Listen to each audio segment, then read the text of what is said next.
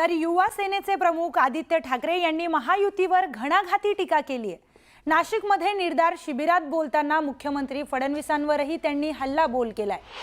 सगळीकडे लाडका कॉन्ट्रॅक्टर ही योजना सुरू असून मुख्यमंत्री आणि गृहमंत्री यांच्याकडून न्याय मागणे हाच सर्वात मोठा गुन्हा आहे असं म्हणत त्यांनी थेट मुख्यमंत्री देवेंद्र फडणवीस यांच्यावर निशाणा साधलाय। स्मार्ट सिटी योजना झाली का पूर्ण? कधीपासून चालू आहे? रस्ते नीट झालेत? पाणी येतं वेळेवर? विजेचं काय? रस्ते खड्डेमुक्त होणार ते झालेत कुठे? एसटीपीचं कॉन्ट्रॅक्ट कोणाला दिलंय? सगळ्याची कॉन्ट्रॅक्ट काढून ठेवलेत। सगळीकडे लाडका कॉन्ट्रॅक्टर ही योजना चालू आहे। आवडत्या कॉन्ट्रॅक्टरची बिलं भरली जात आहेत, बाकीच्यांची थकबाकी आहे। मुंबईत जर आलं तर प्रत्येक रस्ता खोदून ठेवलेला आहे। पुण्यामध्ये रिव्हरफ्रंट डेव्हलपमेंटच्या नावाखाली घोळ घातला जातोय। पण ह्या 100 दिवसामध्ये जसं महिलांवर अत्याचार वाढत गेलेत, ह्या 100 दिवसामध्ये जशी लाडकी बहीण योजना बंद झाली तसं बीडचं प्रकरण झालं आणि पहिल्या 100 दिवसामध्ये ह्या सरकारमधून एका मंत्र्याला राजीनामा द्यावा लागला। ही लोकांची ताकद आहे। पण तुम्ही विचार करा की महाराष्ट्र नेमका चाललाय कुठे? परभणीत म्हणतात पोलीस कस्टडीमध्ये हत्या झाली, मारहाण झाली, मृत्यू पडलं, पण अजून देखील मोर्चे काढले तिथे स्थानिकांनी, सगळं काही झालेलं आहे। पण संजय राऊत साहेब, अजूनही त्या परिवाराला न्याय मिळालेला नाहीये। महाराष्ट्रामध्ये सामान्य माणसाची हत्या होते, सामान्य माणसाचे बलात्कार होतो, सामान्य माणसाचा खून होतोय, लुटला जातोय। पण ह्या मुख्यमंत्र्यांकडून आणि जे गृहमंत्री आहेत राज्याचे, त्यांच्याकडून न्याय अपेक्षित करणं मला वाटतं सर्वात मोठा गुन्हा झालेला आहे।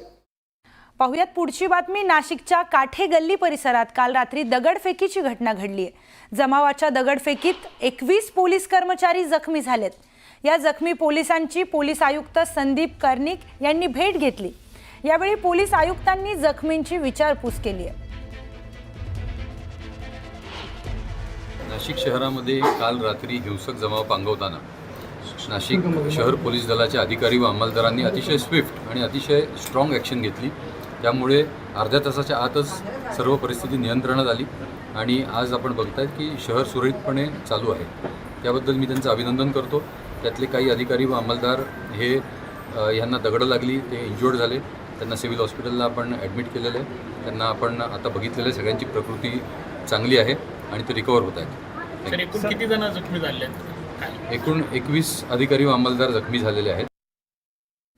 दरम्यान नाशिकच्या काठे गल्ली परिसरात रात्रीच्या वेळी दगडफेकीचा प्रकार घडलाय।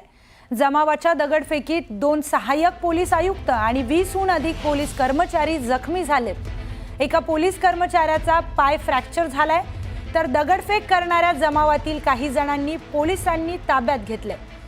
8 पेक्षा अधिक जणांना पोलिसांनी या संदर्भात ताब्यात घेतलंय। तर या दगडफेकीत 5 वाहनांचंही मोठं नुकसान झालंय। वीज पुरवठा खंडित असल्याचं पाहून समाजकंटकांनी ही दगडफेक केली। धार्मिक स्थळाभोवतीचं अनधिकृत बांधकाम पाडण्याच्या मुद्द्यावरून उडालेल्या अफवेनंतर ही दगडफेक करण्यात आली आहे। यावेळी 500 पेक्षा जास्त पोलिसांचा बंदोबस्त ठेवण्यात आला होता। मात्र मोठ्या प्रमाणावर आलेल्या जमावामुळे परिस्थिती चिघळली। पालिकेच्या न्यायालयाच्या आदेशानं अनधिकृत दर्ग्याला 1 एप्रिलपर्यंत नोटीस बजावली होती। 1 एप्रिलला ही नोटीस बजावण्यात आली होती। स्वतःहून अनधिकृत बांधकाम काढून घ्या, अन्यथा पाडकामाचा इशारा पालिकेने दिला होता। आज नाशिक पोलिसांनी परिसरातील वाहतूक मार्गातही तुर्तास बदल केलाय। याच वेळी एका दिशेने उस्मानिया चौक येथे एक गुंड लोकांचा जमाव त्या ठिकाणी याला विरोध करण्यासाठी जमला। त्यांना समजवण्यासाठी दर्ग्याचे ट्रस्टी तसेच प्रतिष्ठित नागरिक त्या ठिकाणी गेले। त्यांना देखील जुमानले नाही। पोलीस स्थानिक त्या ठिकाणी जे हजर होते, अधिकारी होते, वरिष्ठ अधिकारी होते, त्यांनी देखील त्यांना समजवण्याचा प्रयत्न केला, परंतु त्यांना देखील त्यांनी ऐकलं नाही। न ऐकून उलट त्यांनी प्रतिष्ठित नागरिक तसेच पोलीस पथकावर दगडफेक केली। दगडफेक करून त्यांनी काही गाड्यांचं नुकसान केलं। त्याबद्दल त्यांना तात्काळ नियंत्रण आणण्यासाठी सौम्य बळाचा वापर करून त्यांना नियंत्रित आणण्यात आलेला आहे। सध्या परिस्थिती पूर्णपणे शांतता आहे। 15 लोकांना याच्यामध्ये ताब्यात घेण्यात आलेला आहे। 57 मोटरसायकल ज्या संशयित आहेत त्या देखील ताब्यात घेण्यात आलेल्या आहेत। दरम्यान नाशिकमध्ये दर्गा परिसरात झालेल्या कारवाईच्या मुद्द्यावरून संजय राऊतांनी निशाणा साधलाय। दर्ग्यावर कारवाईसाठी आजचा दिवसच का निवडला असा थेट सवाल राऊतांनी उपस्थित केला. दरम्यान आमच्या शिबिराला गालबोट लावण्यासाठीच ही कारवाई करण्यात आली असल्याचा आरोपही त्यांनी केलाय. तसेच कुठे कधी काय करायचं याचं पंचांग ते घेऊन बसतात असा टोलाही राऊतांनी लगावलाय. दुसरीकडे सत्तेसाठी आम्हाला सोडणारे आता हुजरेगिरी करत आहेत. त्यांनी आमच्या अस्तित्वाची त्यांना भीती वाटतेय का अशी टीकाही त्यांनी केली आहे. तसेच बाळासाहेब ठाकरे हे द्रष्टे होते, त्यांनी कमळाबाई नाव ठेवलं असा घणाघाती टोलाही संजय राऊत यांनी भाजपला लगावलाय. दर्गे हटाव मोहीम सुरू केली आज या शहरामध्ये. दर्ग्यांवरती बुलडोजर फिरवणार आजचाच दिवस निवडला, गोंधळ निर्माण व्हावा. आज या शिबिरावरचं लक्ष दुसरीकडे जावं म्हणून दर्ग्यांवरती बुलडोजर टाकायचा किंवा मशिदींवरती बुलडोजर मारायचा, हे कसलं लक्षण आहे? हिंमत असेल तर समोर येऊन लढा, आमची तयारी आहे. तुम्हाला वातावरण नासवायचं, वातावरण खराब करायचं, पण ज्यांना देशच तोडायचा आहे त्यांनी दर्गे तोडले, याचं काय आश्चर्य वाटण्याचं कारण नाही. 15 दिवसापासूनच आजचा मुहूर्त काढलेला आहे. मी तुम्हाला ते सांगतोय, हे भारतीय जनता पक्षाचे लोक जे असतात या बाबतीमध्ये त्यांचा कोण हात नाही धरू शकणार. हां, ते मुहूर्त आधी काढत बसतात, कधी कुठे दंगल घडवायचे, कधी कुठे काय करायचे, कधी कोणावरती कारवाई करायचे, त्याचेच मुहूर्त काढून पंचांग गुन्ह्यांचे लोक बसलेले असतात. कुणाल कामरा प्रकरणात कोर्टात सुनावणी सुरू झाली आहे. कुणाल कामराचे वकील नवरोज सिरवई यांनी जोरदार युक्तिवाद केलाय. FIR नुसार एकनाथ शिंदे यांची बदनामी झाली आहे. त्या एकनाथ शिंदे यांनी तक्रार केलेली नाही, ज्यांनी तक्रार केली आहे त्यांची बदनामी झाल्याचं म्हटलं नाही. अशा प्रकारे गुन्हा दाखल करणे हा सत्तेचा गैरवापर आहे असाही युक्तिवाद करण्यात आलाय. उद्धव ठाकरे यांनी 2024 मध्ये निवडणूक प्रचाराची सुरुवात एकनाथ शिंदे यांना गद्दार म्हणून केली आणि त्यांना धडा शिकवायला पाहिजे या घोषणेने केली. उद्धव ठाकरेंविरोधात कोणीही तक्रार केली नाही. तुम्ही जर पब्लिक फिगर असाल तर तुमच्यावर टीका होणारच. तुम्ही कोणाच्याही अभिव्यक्ती स्वातंत्र्यावर गदा आणू शकत नाही. स्टुडिओ तोडफोड केली, पोलीस हात बांधून उभे होते, वारंवार जीविताला धोका असल्याच्या धमक्या दिल्या गेल्या. त्यामुळे सत्ताधारी पक्षाचे आमदार आणि मंत्री धक्कादायक वक्तव्य करतात. अशाच परिस्थितीत कुणाल कामराच्या जीवाला धोका असताना तो मुंबईत कसा येणार असा युक्तिवाद करण्यात आलाय. राहुल कनाल या शिवसेना नेत्याने पुन्हा जहरी धमकी दिली आहे. शिवसेना स्टाईलने त्याचं स्वागत करणार असंही तो म्हणालाय. जे धमक्या देतात त्यांच्यावर पोलीस कोणतीही कारवाई करत नाही हे आश्चर्य आहे असंही युक्तिवाद करण्यात आलाय. तपासात सहकार्य करायला आम्ही तयार आहोत, पण प्रत्यक्ष हजर राहिलं आणि हल्ला झाला तर त्याला जबाबदार कोण असणार असे सर्व सवाल वकिलांनी उपस्थित केलेत. दरम्यान आम्ही तुझे तुकडे करू अशा कुणाल कामराला धमक्यांचे फोन येत आहेत. फोटो कोर्टात दाखवण्यात आलेत. पोलिसांना धमक्यांची माहिती असताना देखील ते आम्हाला बोलवत आहेत.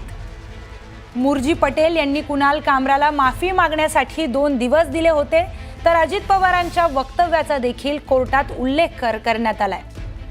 फेब्रुवारी 2023 मध्ये अजित पवार यांनी देखील गद्दारांना धडा शिकवला पाहिजे असं म्हटलं होतं. अनेक शिवसेनेच्या पदाधिकाऱ्यांनी कुणाल कामरा धमक्या दिल्या होत्या.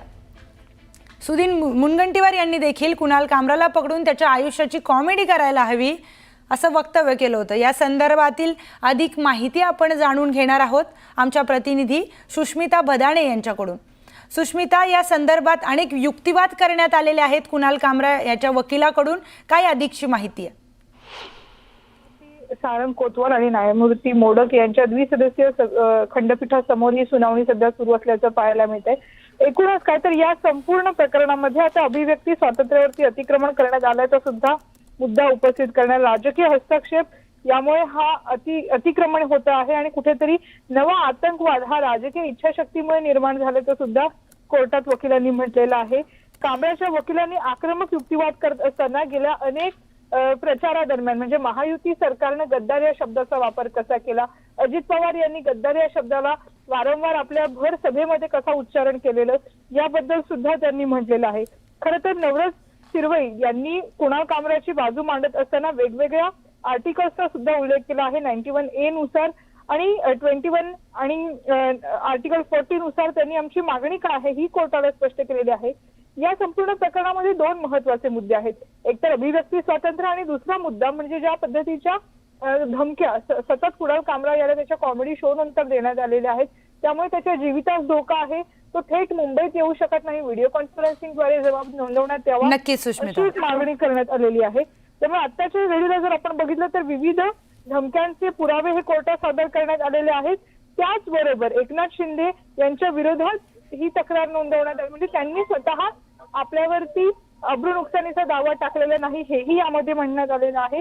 आणि ज्या पद्धतीची वक्तव्य करण्यात आलेली आहेत ती अतिशय हास्यास्पद आहेत. म्हणजे काही फोन कॉल्सचा त्यांनी रेफरन्स दिलेला आहे. नक्कीच. त्याचबरोबर धमकी देत असताना वापरण्यात आलेल्या शब्दांचा सुद्धा उल्लेख केलेला आहे. नक्कीच आता सुष्मिता, कोर्टात काय घडतं? धन्यवाद आपण दिलेल्या सविस्तर माहितीसाठी. कोर्टात पुढे काय घडतंय याचेही अपडेट आपण सुष्मिता यांच्याकडून घेणार आहोत.